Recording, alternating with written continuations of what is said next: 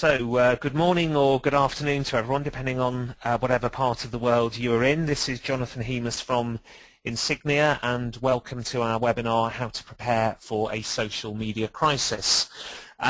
We do have a very diverse audience today. We've got representatives from the care sector, from academia, from mining, from oil, from telecoms, from services, consumer brands, entertainment, NGOs, governments, and even a smattering of consultants. So my usual first rule of communication is to tailor the message to the audience, but with that widespread, I sincerely hope that there is something for everyone. And I think the fact that we have that spread shows what interest social media is to all sorts of organisations and sectors at the moment, and particularly how it affects reputation protection and crisis management.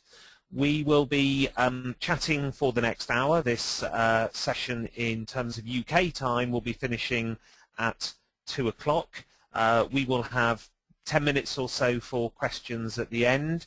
In terms of those questions, if you could use your control panel, click on the drop-down menu near to the questions /chat section, and send any questions to staff.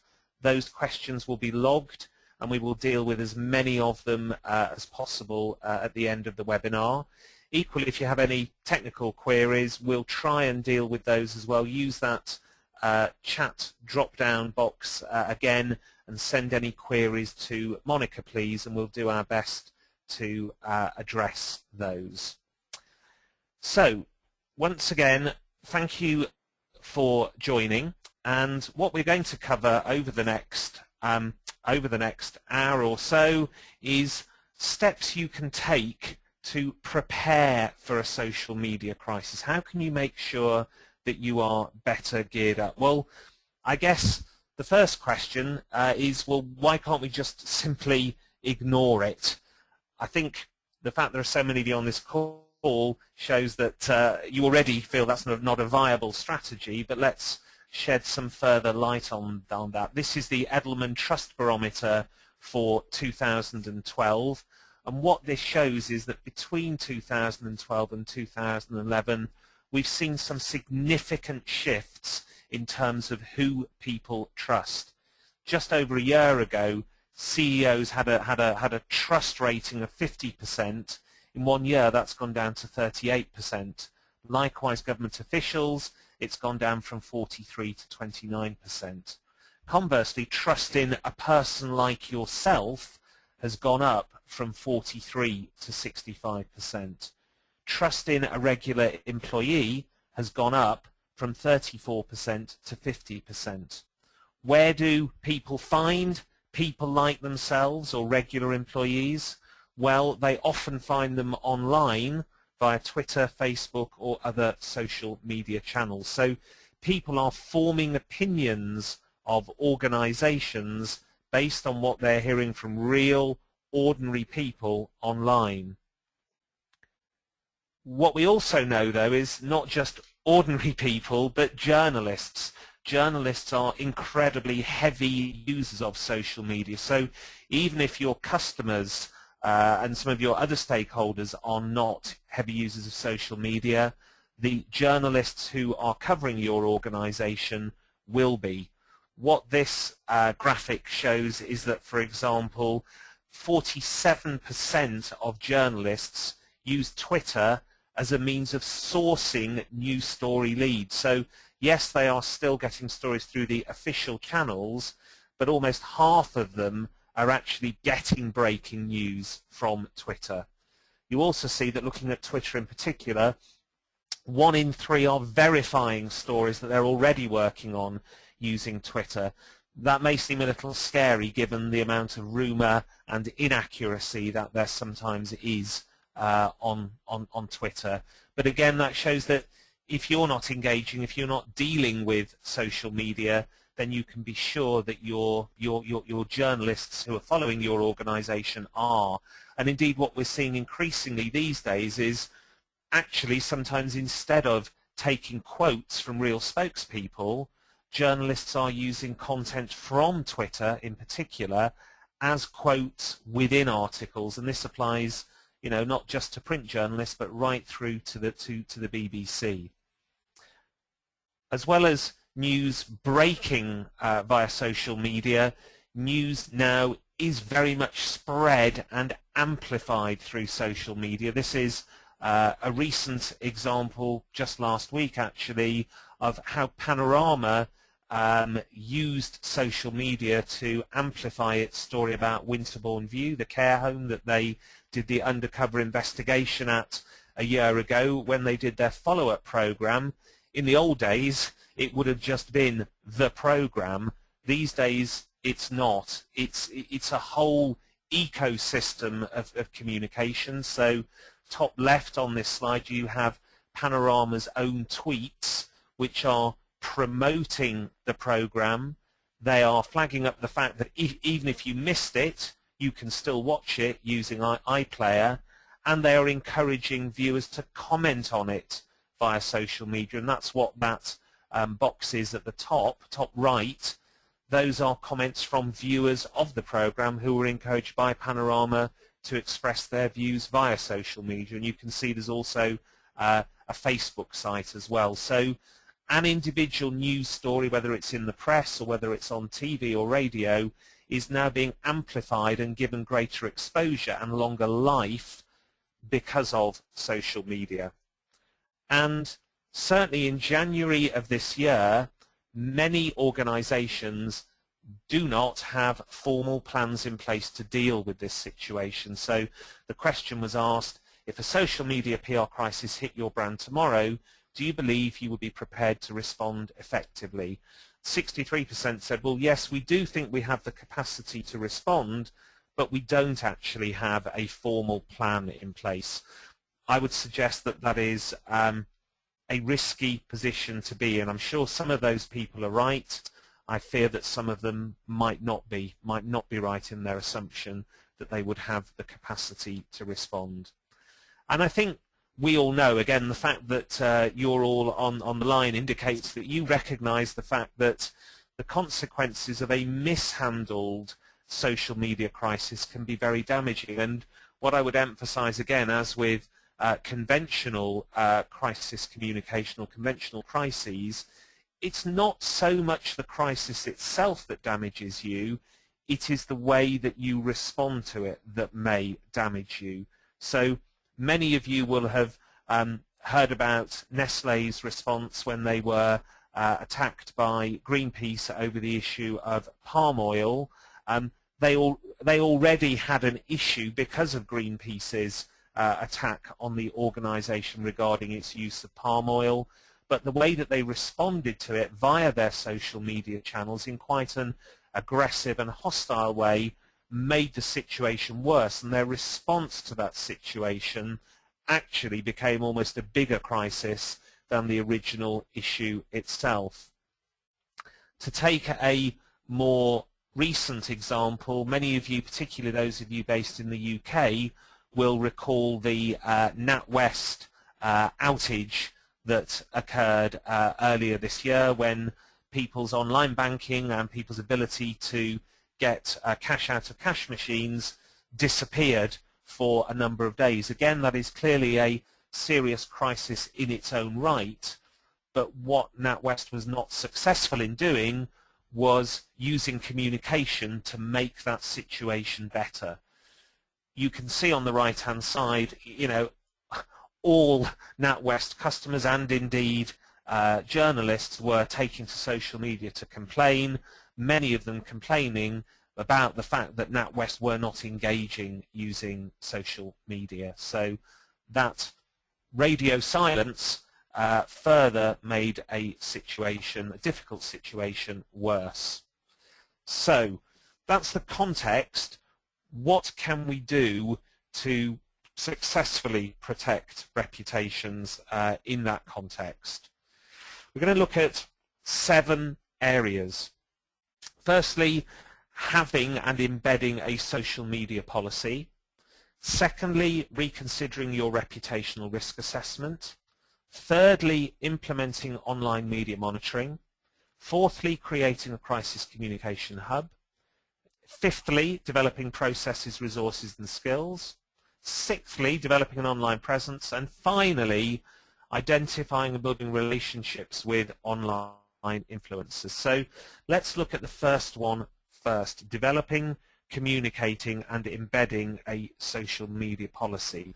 Why is this important? Well, it's important because these days many social media crises are actually internally generated. It's an unfortunate comment by an employee on Facebook or via Twitter. It's maybe employees not understanding that this isn't a private channel of communication, it's something that anyone in the world can see, and creating a bad situation for us. And that was exactly what happened to Chrysler, and apologies for the bad language in this tweet, but it is an authentic tweet from the Chrysler Autos Twitter feed by someone who was manning that Twitter feed for Chrysler, forgot almost that they were using the Chrysler Autos feed, thought that it was their private feed that they were using, and basically offended all of the citizens of Detroit, of course the very city in which Chrysler is based.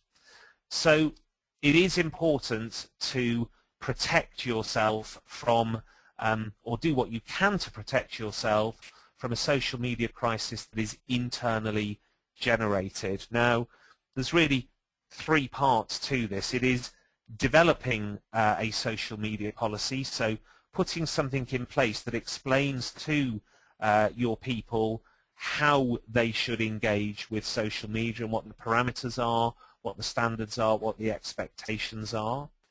Secondly, it's about communicating it, because as with all policies, simply having a policy is not enough. It needs to be well communicated. So, for example, it really needs to be part of the induction of every new member of staff, and it needs to be embedded within the organization. So, as a suggestion, again, I think rather than maybe just telling people about this policy, a half-hour or a one-hour training session where people actually have to work through situations, scenarios, and get used to what this means in practice, that actually can be a very effective way of not just communicating a social media policy, but embedding it.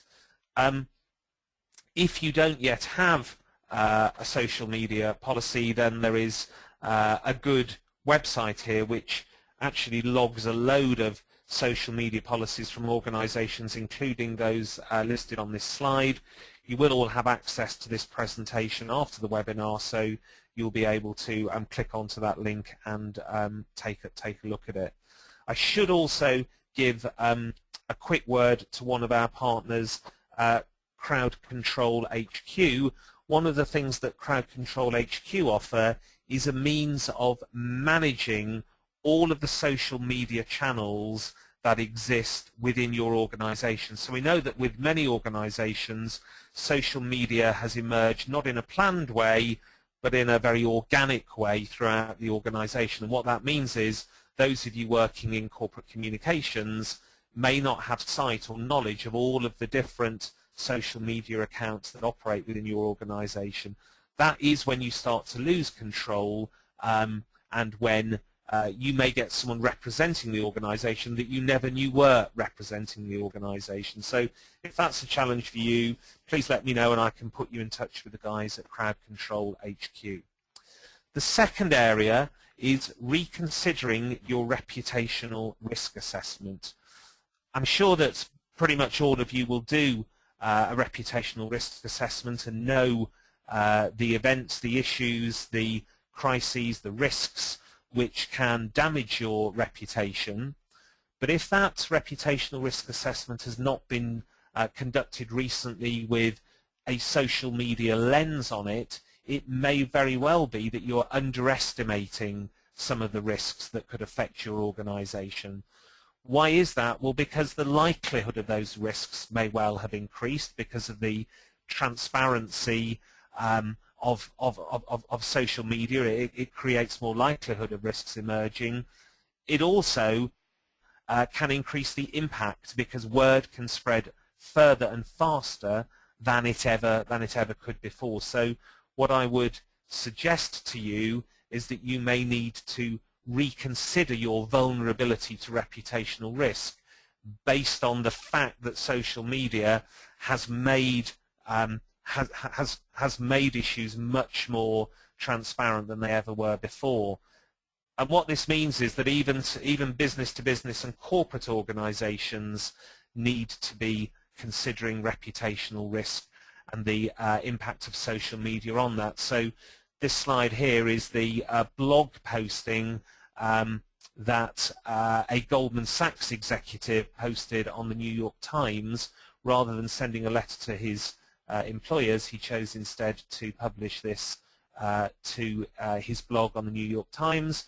And as you'll see with most publications these days, on the right-hand side, you have easy clicks to then further distribute this blog posting via social media. And that's exactly what happened in this case. And Goldman Sachs, who really have never been a social media kind of organization, felt the full power and backlash of social media in terms of how people responded to this story. Let's look, though, about how that reputational risk has changed with a consumer organization, and how the risk is much greater now than it would have been 2 years ago. This is the story of LA Fitness from earlier this year, whereby a member of LA Fitness, the gym, complained to LA Fitness that because her husband had been made redundant and because they were moving out of the area to an area whereby there was no LA Fitness gym, she would like a refund on her gym membership. LA Fitness said no.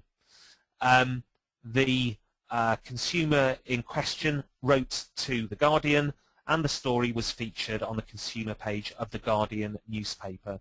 Now that's kind of where the story might have stopped 3 or 4 years ago, but in the new world that isn't where the story stops. It grows. So it very quickly flipped over into a major Twitter story, and you'll see most of these people are tweeting, if you're a member of LA Fitness, read this, cancel your contract and pass it on. Let's make sure they lose thousands, with a link to that Guardian story.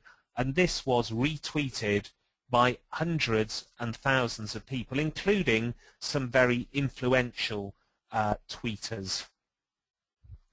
Ultimately, LA Fitness, under this barrage, had to back down and excused their customer from the strict terms and conditions of their contract. This is how LA Fitness communicated the fact that they backed down via their own Twitter feed. And the reason I show this is I think the way that they have done this demonstrates that they're not comfortable with social media, because fundamentally what they are communicating here is a long letter or a statement via a series of individual tweets. That's not really how Twitter works. They would have been better to have issued a series of short tweets with a link to a statement or a link to a letter, rather than making the letter about 15 separate tweets.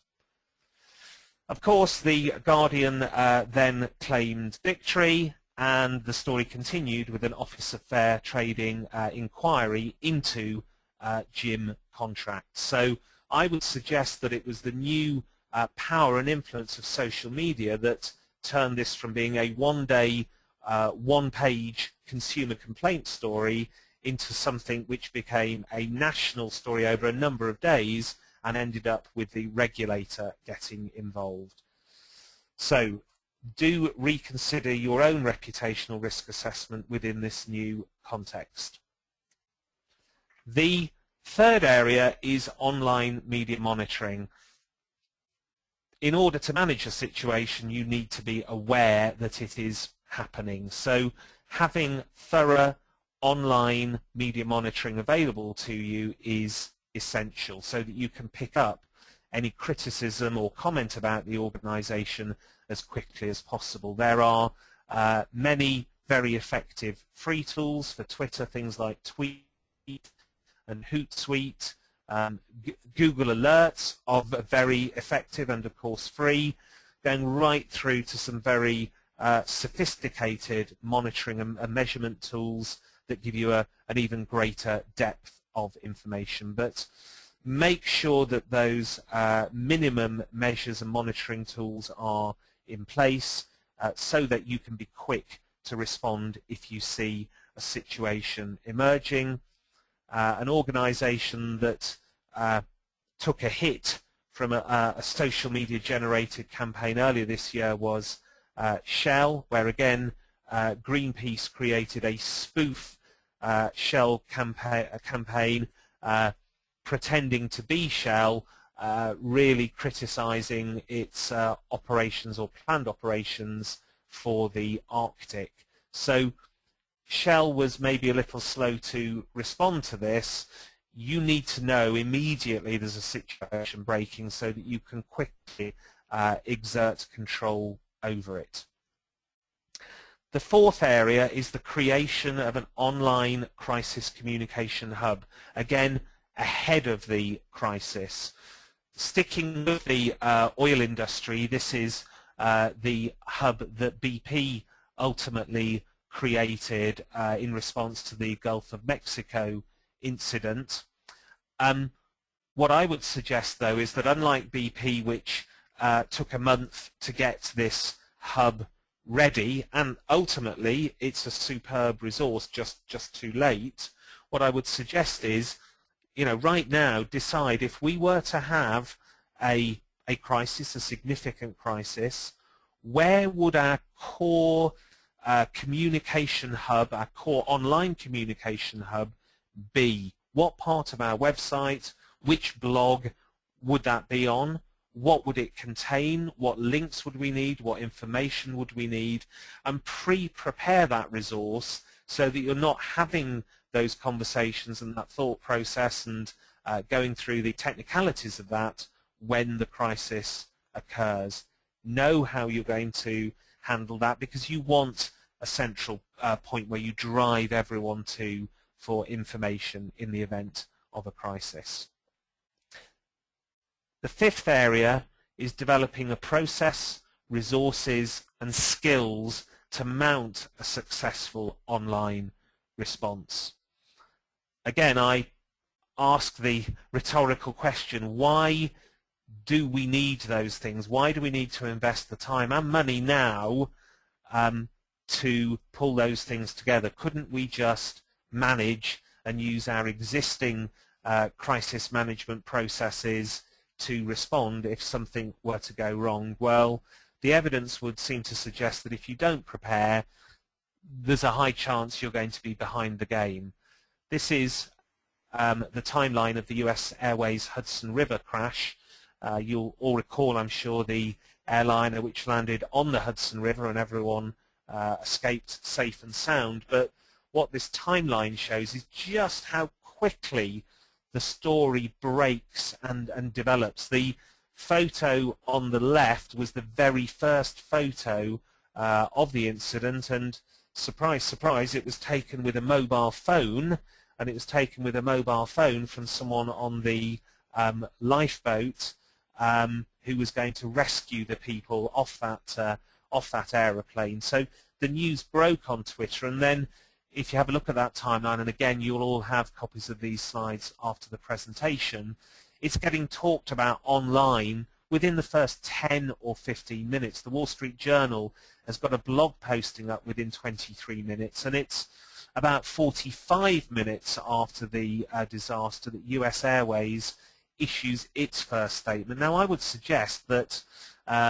45 minutes is a pretty quick response, but it's certainly not a moment too fast when you see how quickly the rest of the world is using social media to talk about your crisis. If you can't respond that quickly, then someone else is going to be managing your reputation for you. An even more recent example, you will all, again I'm sure, recall the incident in South Africa where over 20 miners were shot dead by the South African police. They were involved in an industrial relations dispute. The company in question is a company called Lonmin. If you went to their site, it appeared that they were well prepared to use social media in a crisis, because on their homepage there is a button with the Twitter icon on it, and there is a button with the Facebook icon on it. But if you click onto them, you get this box that pops up and says Twitter, social networking coming soon. So actually there's nothing behind it. It's a button which, well, as it says, is a coming soon button. I imagine they would have valued the opportunity to use all forms of communication to put their side of the story. As an aside, and this goes beyond social media, do think about what your public face looks like if you have a crisis, and I include things like advertising and other promotional activity. This again is a real photo from the homepage of Lonmin. I would question whether that image is the appropriate kind of image to have on your homepage when 26 of your employees have been shot dead. So do think about other marketing activity which, purely through an unfortunate coincidence of timing, may not be the appropriate image or message at a time when you are dealing with a serious situation. Again, be prepared. Those of you that are Blackberry users, about a year ago now may have experienced the Blackberry outage, which left people without the ability to communicate for a significant period of time. I particularly like this screenshot on the left because I knew it was a big crisis, but I wasn't aware that as it says on the strapline, that the outage was impacting users on almost every planet. So that clearly was a galactic issue, not purely an earthbound issue.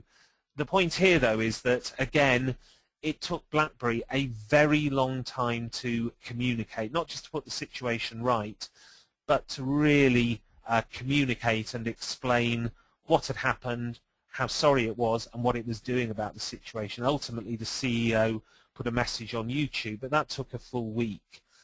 The additional point I'd make about this particular situation is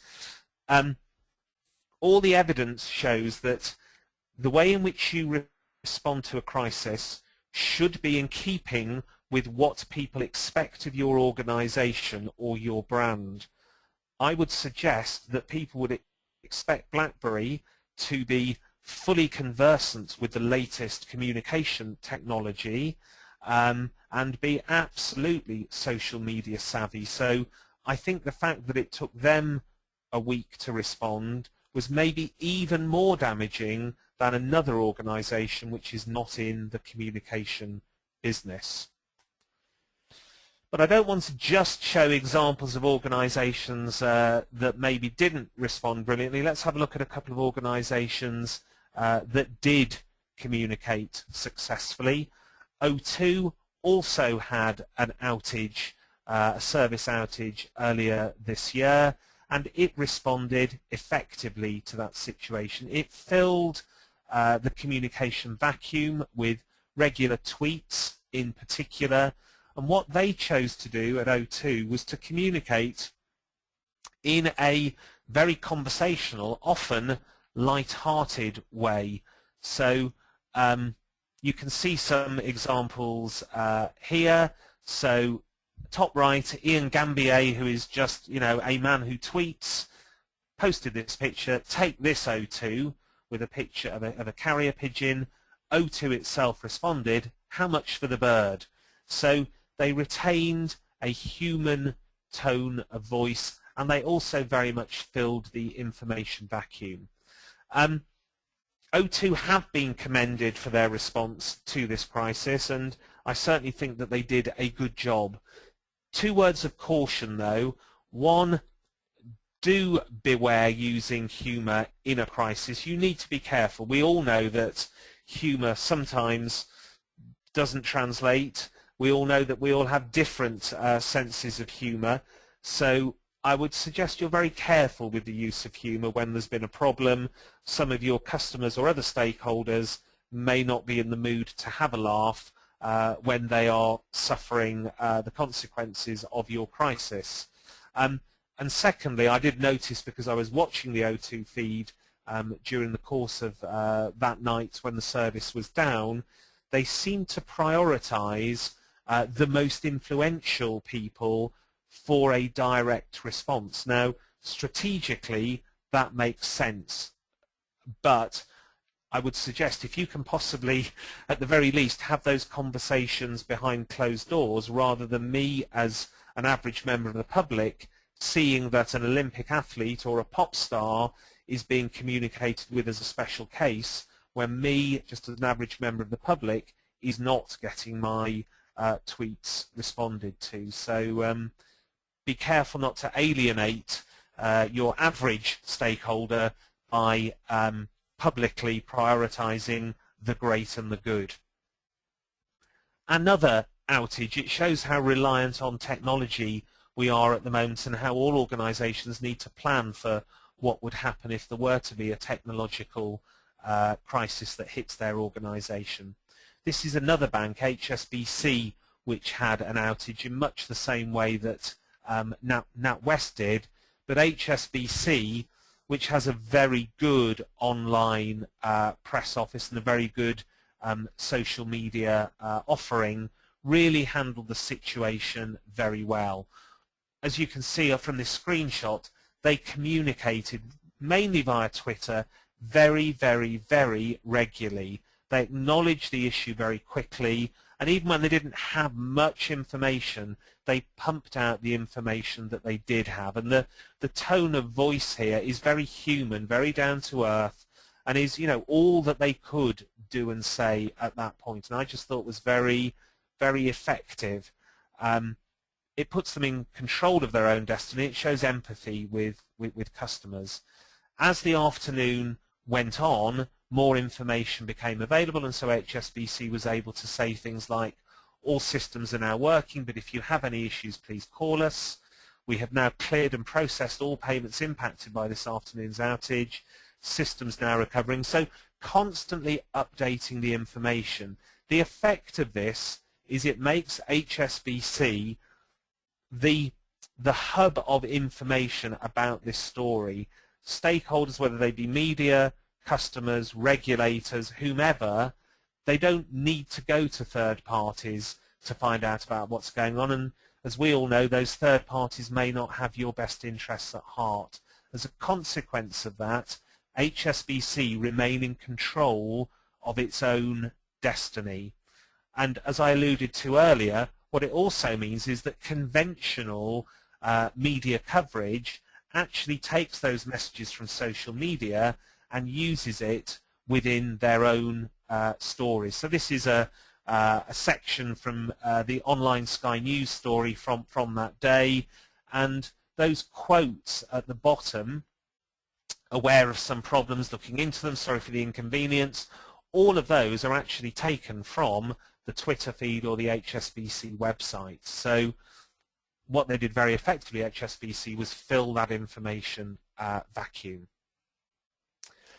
Okay, so I've talked about having the processes and having the ability to respond quickly. How do you develop actually the confidence and skills to be able to respond in the same way as HSBC, maybe rather than responding in the way that NatWest did? I have to confess this is a little bit of an advert, but it will only last for 2 minutes, and it's an advert, but I genuinely believe that this is the right thing to do. One of the best ways of making sure that you are capable of effectively responding to an online crisis is to run social media exercises so that you learn the lessons, the pace, the tone of voice required to deal with a social media crisis in a safe, contained environment, rather than having to learn those lessons in a real crisis.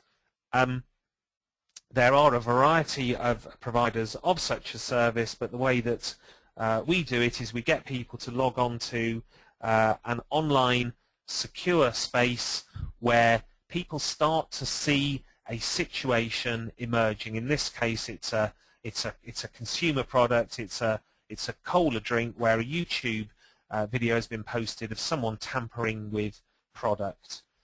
The team that's logged on then sees this situation escalating via other social media channels, in this case Facebook and Twitter, and they then have to respond to that. They have to draft statements, they have to post to their Facebook page, they have to issue tweets. And depending on what they do, those messages will be received by social media moderators at a third-party location, who will then respond in kind to whatever the organization has decided to communicate. And the story then spreads to online media and blogs.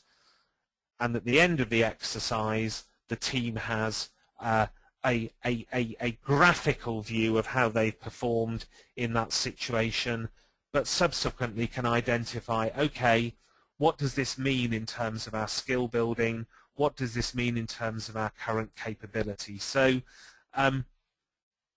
I do think it's a very effective way of learning the lessons of social media without having to endure a social media crisis for real. Much better to do it in a safe environment than when you've got the real world looking at you.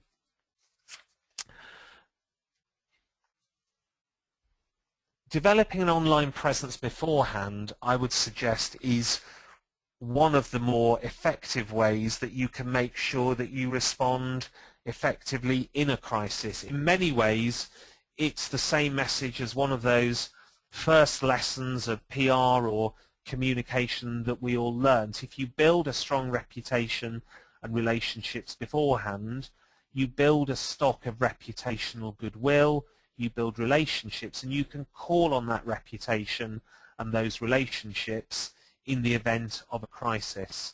As I say, I would suggest that the same thing applies to social media, and more than that, by engaging with social media beforehand, you will understand and develop that tone of voice that I was talking about in the previous section related to the exercises. So, of course, many of the consumer brands have engaged with social media for a number of years now, and for example, Walmart, Asda, I know that they are very active online, and I know that their blog would be the platform from which they would communicate in the event of a crisis. But what we're also seeing now is it's not just the consumer brands who are doing that, it's corporates and business-to-business organizations. So Anglo-American in the mining sector, they have a Facebook page, they have a Twitter feed, and so, you know, whereas, as I say, maybe a couple of years ago it was consumer brands only, now I think it's many corporates and B2B organizations are engaging as well. And having those relationships and having the knowledge and the expertise to use those channels in the good times will serve you well if a crisis emerges. Finally, identify key online influencers and build relationships. Again, this relates back to the traditional principles of public relations and communication. We need to know who our most important stakeholders are, thinking particularly about the media, and we need to build relationships with them. The same applies to the online world. Let me tell you a little social media story from about 12 months ago that illustrates the importance of this, and again it illustrates how social media has changed third parties' ability to affect our reputations.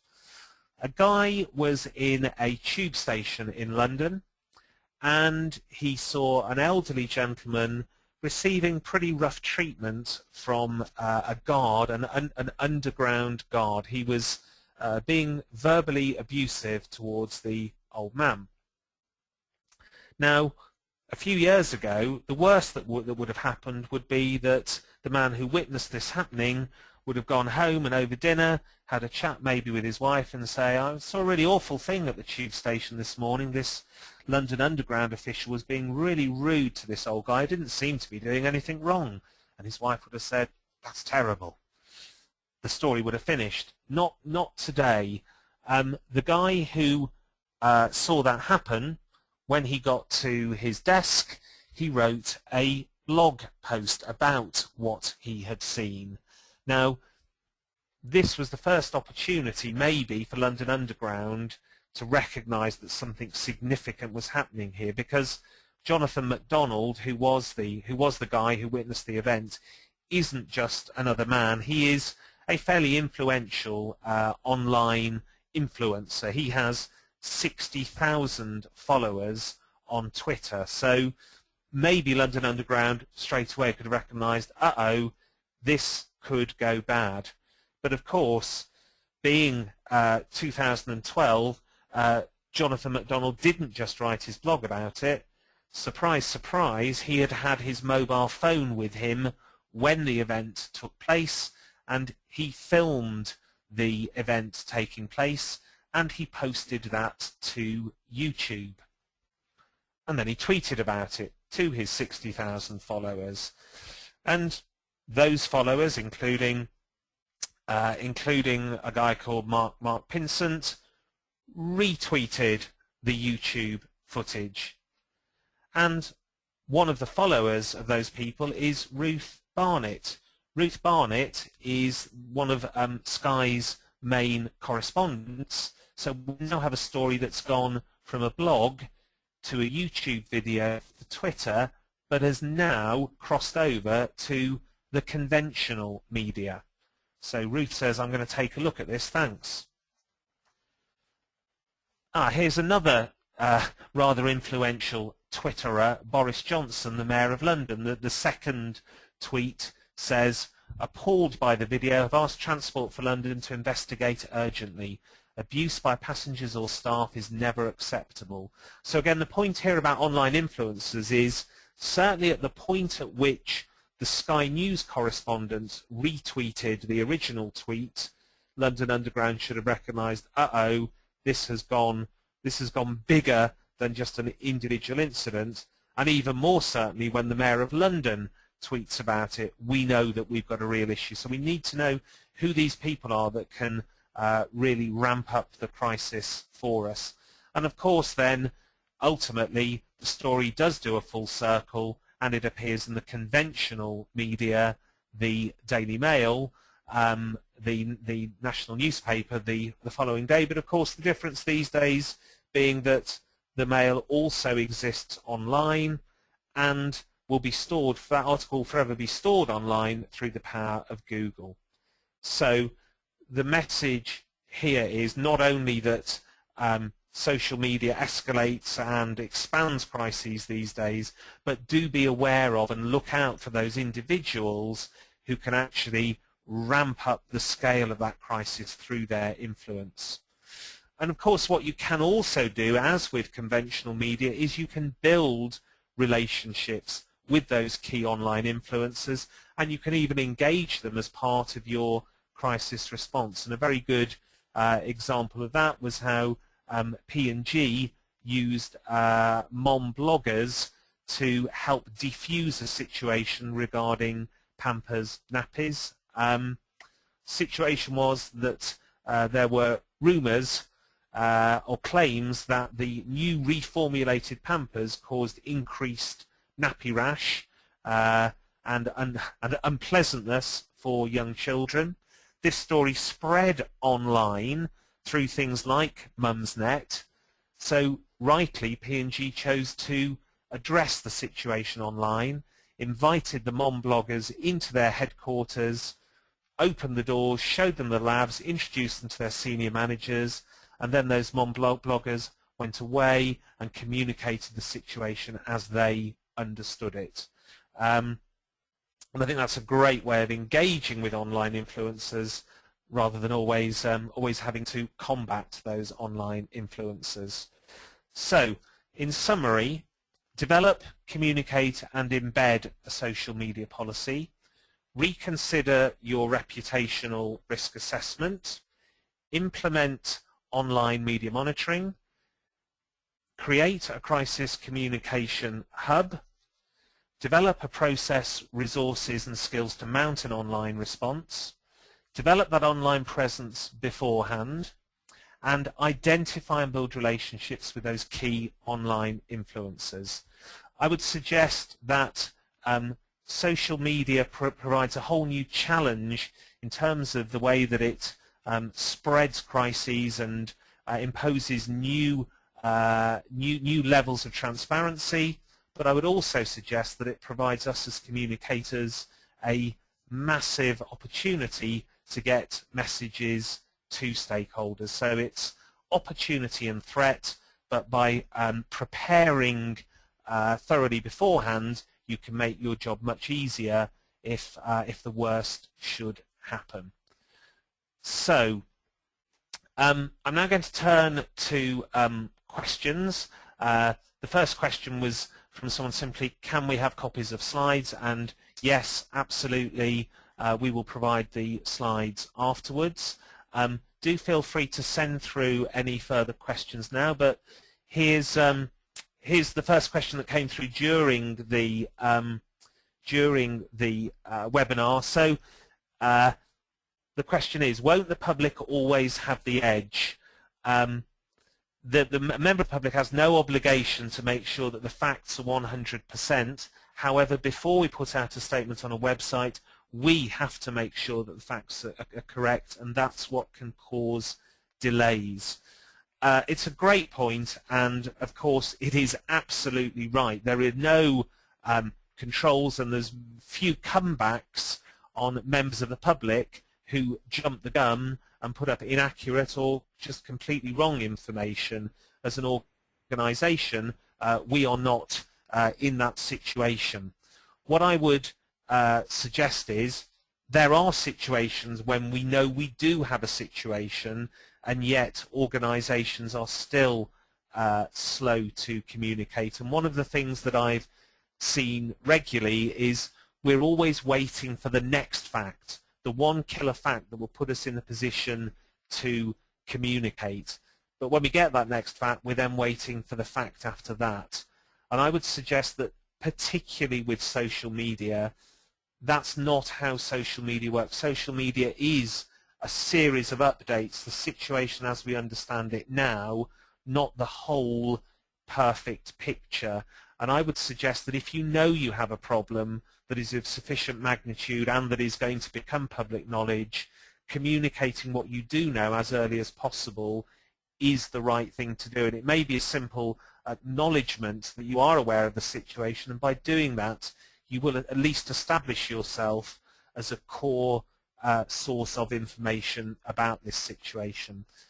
All of that said, I would absolutely endorse, though, the ultimate essence of the question, which is speed is desirable, but accuracy is essential. So never communicate anything about which you're not 100% certain.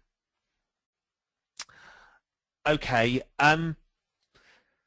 question here, how do you prioritize your social media activity? Maybe you have limited resources, maybe you have limited exposure to social media. How do you prioritize what you need to do? I would suggest that a reputational risk assessment in that situation would be a good first move to identify actually what are the reputational risks and how might social media affect us.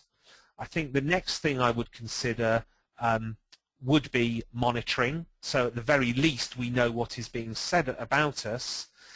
The third thing, having done those two things, would then be establishing the channels that we would use to communicate during a crisis. So even if we're not going to engage proactively or extensively ahead of the crisis, at least we actually have those channels set up to use in the event of a crisis, because it's so useful to be able to get messages directly to stakeholders unfettered by media input. So, of course, this is a question where it depends is probably part of the answer, but I think the first three things I would think about doing would be reputational risk assessment, monitoring and establishing the channels to communicate in the event of a crisis, including identifying where your online crisis communication hub would be.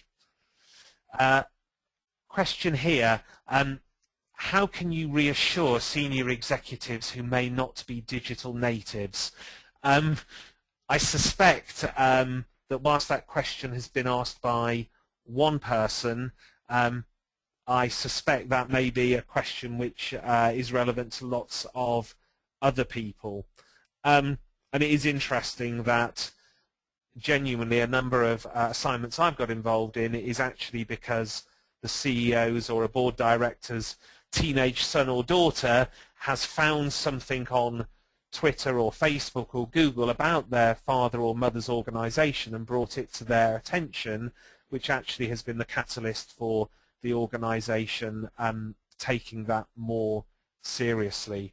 I would suggest that it is about sharing with those senior executives what can happen if it goes wrong. And again, okay, it's been the case study for the last 18 months, but BP again suffered from being a traditional organization which did not have its social media capability set up.